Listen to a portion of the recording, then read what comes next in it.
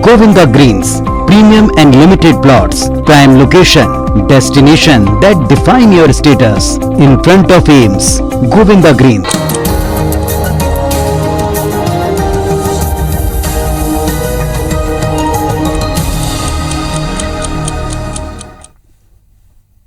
नमस्कार, सुप्रभात। आप देख रहे हैं IBC 24। मैं हूं आप सभी के साथ रचना नितेश और साथ की बड़ी बात में आप सभी का बहुत बहुत स्वागत है। छत्तीसगढ़ के मुख्यमंत्री भूपेश बघेल उत्तर प्रदेश के दौरे पर हैं, जहां पर कल उन्होंने लखनऊ के कांग्रेस दफ्तर में कांग्रेस पार्टी के सदस्यता अभियान की शुरुआत की। इस दौरान उन्होंने कार्यकर्ताओं को संबोधित करते हुए यूपी में 1 करोड़ नए सदस्य बनाने की बात कही है। इसके साथ ही ये भी कहा कि यूपी में कांग्रेस की सरकार बनने पर छत्तीसगढ़ जैसा ही विकास होगा। कांग्रेस ही एकमात्र पार्टी है जो गरीब तबके के बारे में सोचती है। इस दौरान यूपी कांग्रेस के कई नेता और कार्यकर्ता यहां मौजूद रहे। वहीं सीएम भूपेश बघेल आज यूपी के ही महोबा में दोपहर 2 बजे आम सभा को संबोधित करेंगे, जिसके बाद महाराष्ट्र के पुणे के लिए वो रवाना होंगे। जब छत्तीसगढ़ जैसे नवोदित राज्य में समर्थन मूल्य से भी ज्यादा कीमत में दिए किसानों को कीमत दिया जा सकता है, तो फिर हिंदुस्तान के किसानों को क्यों नहीं दिया जा सकता। और यही बात जो काम छत्तीसगढ़ में हुआ है वो उत्तर प्रदेश में होगा। एक मौका आप दीजिए, इस प्रदेश में कांग्रेस की सरकार बनाइए और किसानों को, युवाओं को, महिलाओं को, बेरोजगारों को, अनुसूचित जाति को, जनजाति को, सबके लिए कार्यक्रम उन्होंने बनाया, सबके लिए प्रतिज्ञाएं की है। छत्तीसगढ़ के मुख्यमंत्री भूपेश बघेल को महात्मा फूले समता पुरस्कार से सम्मानित किया जाएगा। तो ये बड़ी खबर आपको बता दें, 28 नवंबर को समता भूमि महात्मा फूले स्मारक पुणे में इस पुरस्कार का वितरण होगा। अखिल भारतीय महात्मा फूले समता परिषद की ओर से महात्मा फूले पुण्यतिथि के दिन मुख्यमंत्री भूपेश बघेल को समता पुरस्कार दिया जाना है। पुरस्कार का वितरण 28 नवंबर 2021 को सुबह 10 बजे समता भूमि फूलेवाड़ा पुणे में किया जाना है। बता दें कि महात्मा फूले पुण्यतिथि समता दिवस के अवसर पर अखिल भारतीय महात्मा फूले समता परिषद की ओर से सामाजिक, राजनीतिक, साहित्यिक, पत्रकारिता जैसे विभिन्न क्षेत्रों में उल्लेखनीय उपलब्धियां हासिल करने वाले व्यक्तित्व को प्रतिवर्ष महात्मा फूले समता पुरस्कार दिया जाता है। छत्तीसगढ़ के मुख्यमंत्री भूपेश बघेल को इस साल के पुरस्कार के लिए चुना गया है। मुख्यमंत्री भूपेश बघेल ने अपने कार्यकाल के दौरान समाज के उपेक्षित वर्गों को न्याय दिलाने के लिए बेहद महत्वपूर्ण फैसले लिए हैं।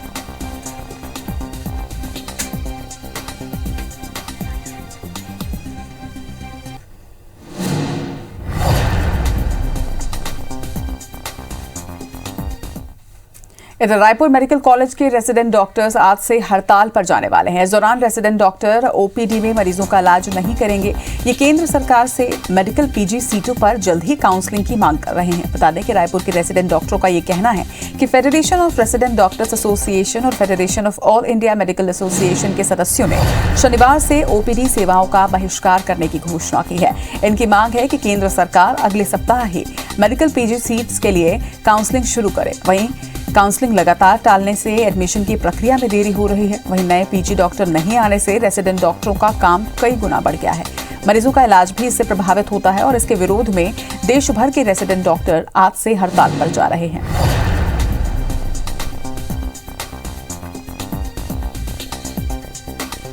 एक बड़ी खबर कि आज से रेजिडेंट डॉक्टर्स की हड़ताल शुरू होने जा रही है। इस दौरान ओपीडी में मरीजों का इलाज भी नहीं होगा, जिससे निश्चित तौर पर स्वास्थ्य सुविधाओं पर असर पड़ेगा। पीजी सीटों पर जल्द काउंसलिंग की मांग को लेकर रेजिडेंट डॉक्टर्स आज से हड़ताल पर जा रहे हैं।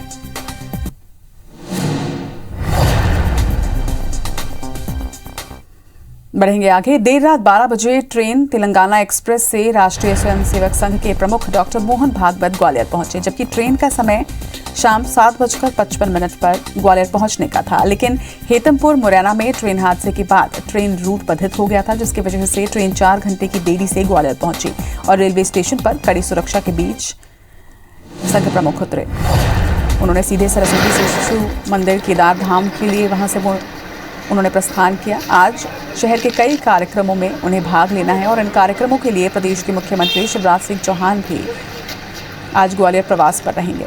वो शाम 4 बजे ग्वालियर जाएंगे। बता दें कि सरस्वती शिशु मंदिर केदार धाम परिसर में आरएसएस मध्य भारत प्रांत का 4 दिवसीय प्रांतीय स्वर साधक संगम यानी कि घोष शिविर आयोजित किया जा रहा है, जिसमें अलग अलग भाग में वाद्य यंत्रों के साथ प्रख्यात गायकों और वादकों का जीवन परिचय दिखाया गया है। तो आरएसएस प्रमुख डॉक्टर मोहन भागवत ग्वालियर पहुंच चुके हैं। आज कई कार्यक्रमों में वो सम्मिलित होंगे। 4 दिवसीय कार्यक्रम है जिसके लिए वो ग्वालियर पहुंच चुके हैं।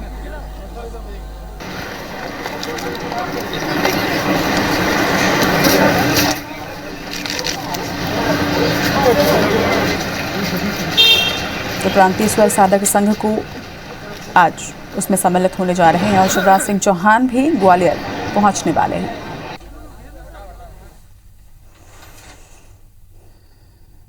मुरैना जिले के चंबल नदी के पास हेतमपुर रेलवे स्टेशन पर दुर्ग उधमपुर एक्सप्रेस में अचानक आग लग गई। इस आगजनी में गाड़ी के 2 डिब्बे पूरी तरह से जल गए, जिसमें रखा लाखों रुपए का यात्रियों का सामान भी जलकर खाक हो गया। गनीमत ये रही कि ट्रेन में कोई भी जनहानि नहीं हुई। वहीं घटना की जानकारी मिलते ही धौलपुर और मुरैना से फायर ब्रिगेड की गाड़ियां मौके पर पहुंची और 3 घंटे की कड़ी मशक्कत के बाद आग पर काबू पाया जा सका। उधमपुर दुर्ग एक्सप्रेस के एयर कंडीशन कोच से अचानक धुआं उठने लगा। हेतमपुर स्टेशन के पास पहुंची ट्रेन देखते ही देखते धुएं के गुबार में बदल गई।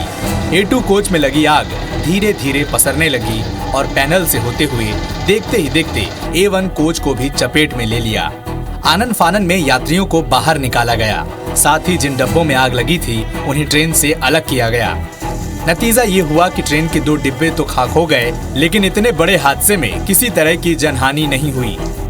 रेलवे अधिकारी मान रहे हैं कि ये शॉर्ट सर्किट की वजह से हो सकता है। हालांकि जांच के बाद ही ये सब पता चल सकेगा। धुआं आग नहीं थी बिल्कुल उस समय तक। A2 कोच के जैसे यात्री उतरे तो मैंने देखा कि ये धुआं अब पीछे वाले कोच में भी आने लगा। तुरंत A1 कोच के यात्रियों को भी बाहर किया और वो आग ऊपर से पैनल से A1 कोच में भी फैल गई। नहीं, कोई भी जनहानि नहीं, सभी लोग उतर गए। सभी लोग सब लोग सेफ हैं, कोई भी जनहानि। सामान 2-3 यात्रियों का सामान जो है जला हुआ है। ये शॉर्ट सर्किट ही हुआ है। पहले हमने खुद ही अपने आप को निकाला, अपनी फैमिली को निकाला। फिर उसके बाद सामान इतनी आग लग गई थी कि अंदर जाना बहुत मुश्किल हो गया था, तो सामान पूरा जल गया। घटना की जानकारी मिलते ही जिला प्रशासन और जिला पुलिस बल के अधिकारी भी मौके पर पहुंच गए। राहत और बचाव कार्य तेज कर पहले यात्रियों को सुरक्षित किया गया। उसके बाद 3 घंटे की मशक्कत कर आग पर काबू पाया गया। आग बुझ जाने के बाद से ट्रेन को आगे के लिए रवाना किया गया। किसी भी तरह की कोई जनहानि नहीं है। तो टीटी उनसे भी मेरी बात हुई है, तो एक में बताया गया है कि 45 लोग थे, एक में 40 थे। एवरीबॉडी इज वेरी सेफ और अभी जैसा लग रहा है आपको आग बुझा दी गई है। इस पूरी घटना में कई यात्रियों का लाखों का सामान जलकर खाक हो गया। इसमें कई यात्री ऐसे भी थे जो शादी समारोह में शामिल होने जा रहे थे या उनके ही घर में शादी थी। ट्रेन में छत्तीसगढ़ के 107 यात्री सवार थे, जिन्हें दूसरे कोच में शिफ्ट कर रवाना किया गया। हेल्पलाइन नंबर बिलासपुर डिवीजन में और रायपुर डिवीजन स्थापित कर दी गई है। कुल मिलाकर के छत्तीसगढ़ में आने वाले यात्रियों की संख्या 107 है, जिन्हें कि सकुशल दूसरे कोच में शिफ्ट करके लाया जा रहा है। पुलिस और रेलवे के अधिकारी आग लगने के कारणों की जांच में जुटे हैं, लेकिन द बर्निंग ट्रेन की ये तस्वीरें रेलवे के साथ साथ यात्रियों को भी अतिरिक्त सावधानी बरतने के लिए सतर्क कर रही है। सत्येंद्र सिंह तोमर, IBC 24, मुरैना। खबरों में बढ़ेंगे आगे। भय्यू महाराज आत्महत्या मामले में फॉरेंसिक एक्सपर्ट तिलक राज से आरोपी विनायक और शरद की ओर से पैरवी कर रहे वकील धर्मेंद्र गुर्जर ने क्रॉस क्वेश्चन किए हैं। इस मामले में भय्यू महाराज की सेवादार पलक और उसके जीजा पीयूष की चैटिंग में भी कई सारे खुलासे हुए। सेवादार पलक भी इस मामले में आरोपी है। बता दें कि चैटिंग में पलक ने भय्यू महाराज की दूसरी पत्नी आयुषी का जिक्र किया है। वो कह रहे हैं कि भय्यू महाराज पर तांत्रिक क्रिया करने के लिए 25 लाख रुपए आयुषी ने एक तांत्रिक को दिया। पलक की चैटिंग में यह भी कहा गया है कि भय्यू महाराज ने डॉक्टर आयुषी को घर से बाहर निकलने के लिए कहा था। वहीं सेवादार पलक भय्यू महाराज को चैटिंग में अपना पति भी बता रही हैं। भय्यू महाराज की मौत के बाद वो उसकी जीजा को लिख रही हैं कि उनके पति की मौत हो गई है, क्या वो उनके मातम में नहीं जाएंगे।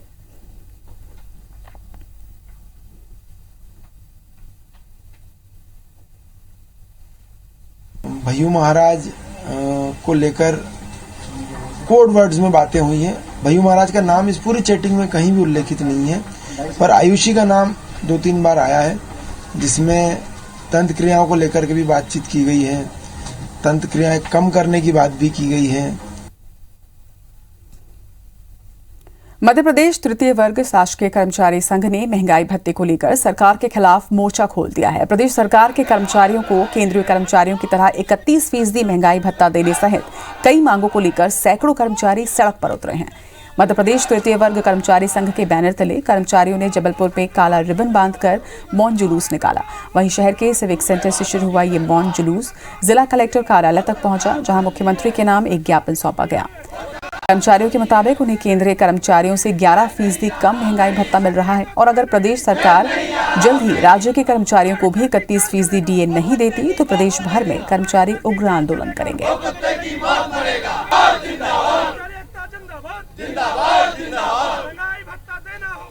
मध्य प्रदेश शासन के कर्मचारियों को केंद्रीय कर्मचारियों से 11% महंगाई भत्ता कम मिल रहा है, इसलिए पुरानी पेंशन योजना लागू की जाए। इन मांगों को लेकर के आज हम यहां से रैली निकाल रहे हैं। आगे की रणनीति हमारे प्रांतीय महामंत्री योगेंद्र जी हैं, हम लोग बैठ के निर्णय करेंगे और जो आर पार की लड़ाई अगर मांग नहीं मानी जाती है तो हर स्तर पे आंदोलन करेंगे हम लोग।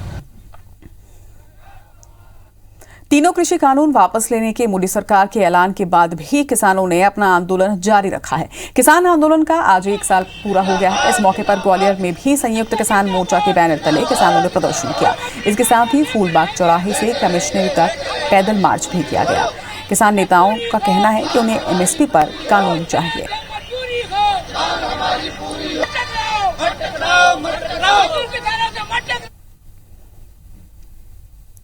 दिल्ली में किसान आंदोलन को 1 साल पूरा होने पर राजधानी रायपुर में किसान संगठनों की ओर से शुक्रवार को आंदोलन किया गया। हजारों की संख्या में किसान पूरे प्रदेश से रायपुर में एकजुट हुए और ट्रैक्टर रैली कर मुख्यमंत्री के नाम एक ज्ञापन सौंपा गया।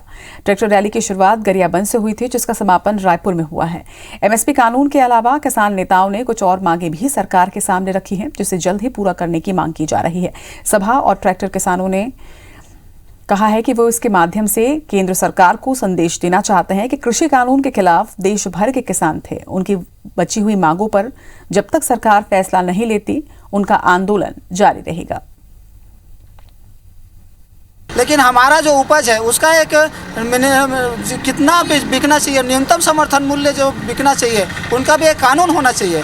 तो न्यूनतम समर्थन मूल्य की गारंटी कानून को लेकर के ही आज राजधानी रायपुर में किसानों का एक बड़ा ट्रैक्टर रैली का आयोजन किया गया। मॉनसून के जाने के बाद भी बिलासपुर में अरपा में बैराज निर्माण पर ब्रेक लगा हुआ है। अरपा में पानी कम होने के इंतजार में बैराज का निर्माण यहां पर अटका हुआ है। 100 करोड़ की लागत से शहर के शिवघाट और पचरी घाट में 2 बैराज का निर्माण होना है। वहीं निर्माण में लेट लतीफी के चलते अब प्रोजेक्ट के तय समय में पूरा होने पर भी सवाल खड़े हो रहे हैं। दरअसल मानसून से पहले प्रोजेक्ट पर काम शुरू किया गया था। इस बीच करीब 25% काम होने के बाद ही मानसून ने दस्तक दे दी और निर्माण कार्य पर उस वक्त ब्रेक लग गया। हालांकि मानसून के खत्म होने के साथ ही 15 अक्टूबर के बाद फिर से निर्माण कार्य शुरू किया जाना था, लेकिन इसके बाद भी अब तक बैराज निर्माण का काम अटका पड़ा है। हालांकि निर्माण कार्य जल्द शुरू हो, इसे लेकर अब विभाग ने अरपा भैंसाझार बैराज से एक साथ 50 क्यूमेक पानी छोड़ने का फैसला लिया है, जिसके बाद बैराज के गेट को बंद किया जाएगा और बैराज का निर्माण कार्य एक बार फिर से शुरू किया जाएगा। हमने प्रक्रिया शुरू कर दी है। कॉन्ट्रैक्टर भी उनको बुला लिया गया है, क्योंकि स्टाफ और मशीनें भी आ गई हैं। लेकिन अभी वर्तमान में जो अरपा नदी में जल बहाव जो है वो कुछ थोड़ा ज़्यादा है, जिससे काम करने में दिक्कत आ रही है। राजनांदगांव जिले के किसानों के लिए उद्यान की फसलों में मौसम आधारित फसलों के लिए प्रधानमंत्री फसल बीमा शुरुआत की गई है, जिसकी अंतिम तारीख 15 दिसंबर निर्धारित की गई है। मौसम आधारित फसलों में प्याज, टमाटर, आलू, पत्ता गोभी, बैगन और फूल गोभी आदि को शामिल किया गया है, जिसका उद्देश्य उद्यान की फसलों की खेती कर रहे किसानों की खराब मौसम के प्रकोप, कम या अधिक वर्षा की स्थिति, ओलावृष्टि और चक्रवाती हवाएं आदि से होने वाले नुकसान से बचाना है। उद्यान के विभाग राजनांदगांव के सहायक संचालक राजेश कुमार शर्मा का कहना है कि इस साल राजनांदगांव जिले को 1800 हेक्टेयर पीएम फसल बीमा का लक्ष्य मिला है। किसान जिले के किसी भी लोक सेवा केंद्र में अपना पंजीयन करवा सकते हैं। 15 दिसंबर फसल बीमा की आखिरी तारीख है, जिसमें हमारी जो अभी रबी में जो फसलें लगाई जाती हैं, खास करके इसमें फूल गोभी है, पत्ता गोभी है, आलू, प्याज, इनमें हम लोग बीमा कर रहे हैं और हम उम्मीद करते हैं कि 1800 से भी ऊपर हमारा लक्ष्य पूरा होगा। फसल बीमा के लिए तिथि आ गई है, तो हम सभी किसानों से इस बात के लिए अनुरोध करते हैं कि जैसा खरीफ के लिए उन्होंने अपना बीमा कराया था और इस बार भी जो लोक सेवा केंद्र के माध्यम से पंजीयन की कार्यवाही होगी तो अधिकाधिक किसान इसमें पंजीयन कराएं ताकि उनको लाभ मिल सके। जबलपुर में समर्थन मूल्य पर धान खरीदी के लिए हुए पंजीयन में भी फर्जीवाड़ा सामने आया है। यही वजह है कि 29 नवंबर से शुरू होने वाली धान खरीदी में गड़बड़ी को रोकने के लिए जिला प्रशासन ने पंजीयन के साथ ही सख्त कदम उठाने शुरू कर दिए हैं, जिसके चलते सैकड़ों फर्जी किसान के जिला प्रशासन ने जांच करने के बाद पंजीयन निरस्त कर दिए हैं। जिले में कुल 51,204 किसानों ने समर्थन मूल्य पर फसल बेचने के लिए पंजीयन करवाया था। जिला प्रशासन ने राजस्व विभाग से सत्यापन करवाया तो 1900 किसान ऐसे मिले जो कि फर्जी यानी कि अपात्र थे, जिसके बाद जिला प्रशासन ने सभी 1900 किसानों के पंजीयन को निरस्त कर दिया है। वहीं कलेक्टर के मुताबिक कुल 4 मापदंडों में सत्यापन का काम किया गया। पंजीयन निरस्त किए गए किसानों का कोई भौतिक रिकॉर्ड नहीं मिला है। वहीं इन किसानों का पंजीयन निरस्त होने से करीब 3,784 हेक्टेयर क्षेत्रफल घट गया है।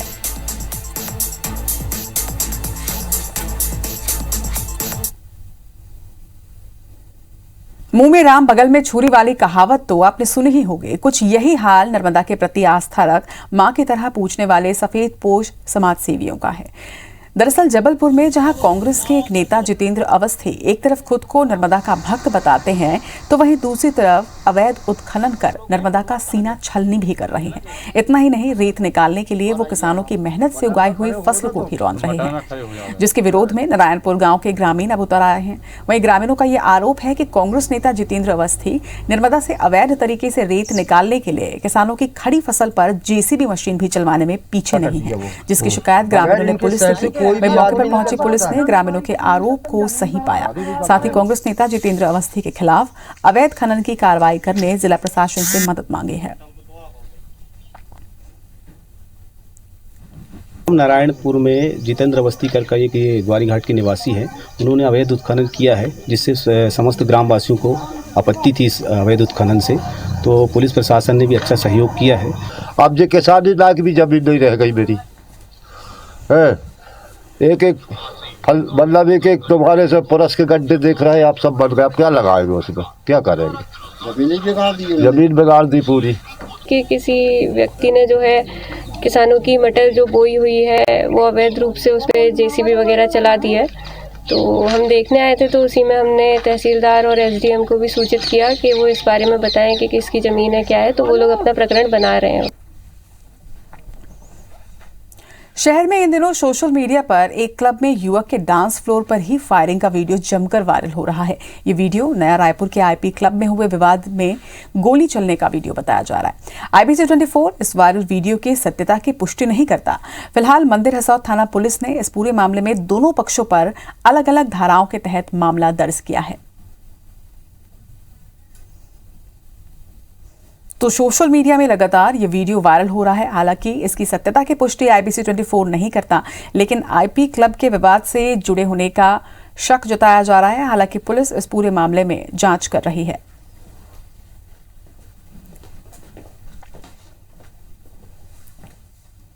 बढ़ेंगे आगे। रायपुर में आयकर विभाग की टीम ने बड़ी कार्रवाई करते हुए रेलवे और सड़क निर्माण से जुड़े ठेकेदार अंकित अग्रवाल के घर और ऑफिस पर छापेमार कार्रवाई की है।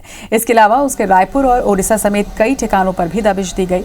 बताया जा रहा है कि आयकर विभाग की 10 सदस्यीय टीम शहर के विधानसभा रोड स्थित लेक्जोरा सोसाइटी के फ्लैट और एज शॉपिंग कॉम्प्लेक्स के ऑफिस में कार्रवाई की। मिली जानकारी के मुताबिक अंकित अग्रवाल रेलवे और सड़क निर्माण से जुड़ी कंपनियों के संचालक हैं और फिलहाल आईटी की टीम ने लैपटॉप, कंप्यूटर समेत कंपनी से जुड़े दस्तावेजों की जांच शुरू की है।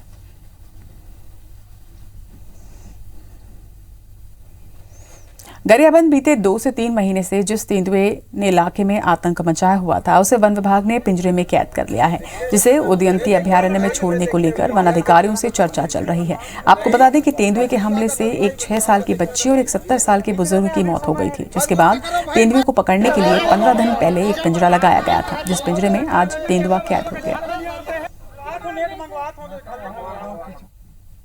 तेंदुआ को पकड़ा है, गांव लोग को परेशान कर रहा था पूरा। कब से? अरे मतलब अब क्या हुआ, यहाँ कहाँ कर रहे हैं? पकड़ लिए हैं, ले जा रहे हैं उसको। बमनी मरौदा काजनसरा में तेंदुआ का आगमन हो रहा था, तो गांव की सुरक्षा के दृष्टिकोण से हम लोगों ने 3 पिंजरा लगा के रखा हुआ था और उसी में से एक पिंजरा में आज इसी एरिया से कोचेना और काजनसरा के बीच से हमको एक तेंदुआ पिंजरे पे बरामद हुआ है।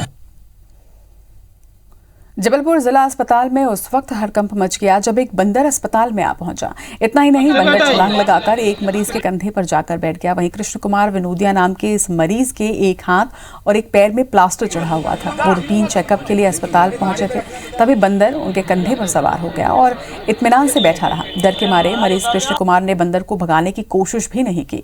इधर इस नजारे को देखने के लिए लोगों की भीड़ यहाँ जमा हो गई। कुछ लोगों ने मरीज के कंधे से बंदर को भगाने की कोशिश भी की, लेकिन बंदर वहीं बैठा रहा। बाद में अस्पताल प्रबंधन ने वन विभाग की टीम को सूचना दी। हालांकि वन विभाग का अमला पहुंचता इसके पहले ही बंदर वहां से चला गया। तब कहीं जाकर मरीज ने राहत की सांस ली। कैसे आ गए हम अंदर से बाहर निकले, पीछे पड़ गए, लपक के ऊपर चढ़ के बैठ गए तो उतरने का नाम ही नहीं ले रहे हैं। डर भी लग रहा है इनसे। जो बंदर है एक्चुअली में पालतू है किसी का, वो एक्टिवा में बैठ के आया हुआ था। वो यहाँ से आकर धीरे धीरे हम लोग पकड़ने की कोशिश करे, वो बाहर को निकल चुका है। वो किसी को नुकसान नहीं पहुँचा रहा है। हमने रेस्क्यू किया, मगर जाल लेके पीछे पीछे गए तो वो बाहर की ओर बढ़ता चला गया। स्वस्थ हालत में वो अपने मालिक को ढूंढ रहा है इस समय वर्तमान में। दुर्ग जिले में श्री राम जन्मोत्सव समिति द्वारा धर्मांतरण के विरुद्ध धर्म जागरण पखवाड़ा का आयोजन किया गया था। पदयात्रा के साथ इसका समापन हुआ। इस आयोजन में भारतीय जनता युवा मोर्चा के राष्ट्रीय सचिव रवि भगत भी शामिल हुए। 15 दिनों तक चले इस कार्यक्रम के समापन में लगभग 2000 लोग शामिल हुए और धर्म परिवर्तन न करने और लोगों को इसके प्रति जागरूक करने की शपथ ली। रवि भगत के साथ इसमें समिति के युवा शाखा अध्यक्ष मनीष पांडे भी शामिल रहे।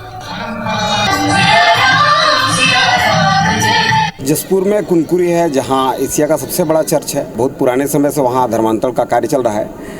अभी मैं एक आंकड़ा आपको नहीं दे सकता, लेकिन सतत स्वर्गीय दिलीप सिंह जूदेव जी के समय से उनके सुपुत्र प्रबल प्रताप जी के साथ हम लोग घर वापसी के बहुत सारे प्रयास कर रहे हैं। इन 250 किलोमीटर की पदयात्रा में एक चीज़ रहा कॉमन कि धर्मांतरण हुआ है। जो लोग हमको बांटने का काम कर रहे हैं उनके बहकावे में नहीं आना है।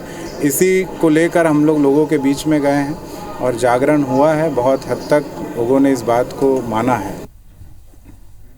इसी के साथ इस बुलेटिन में फिलहाल इतना ही। आगे देखिए छत्तीसगढ़ की तमाम बड़ी खबरें छत्तीसगढ़ी भाषा में। हमर बानी हमर कोट में।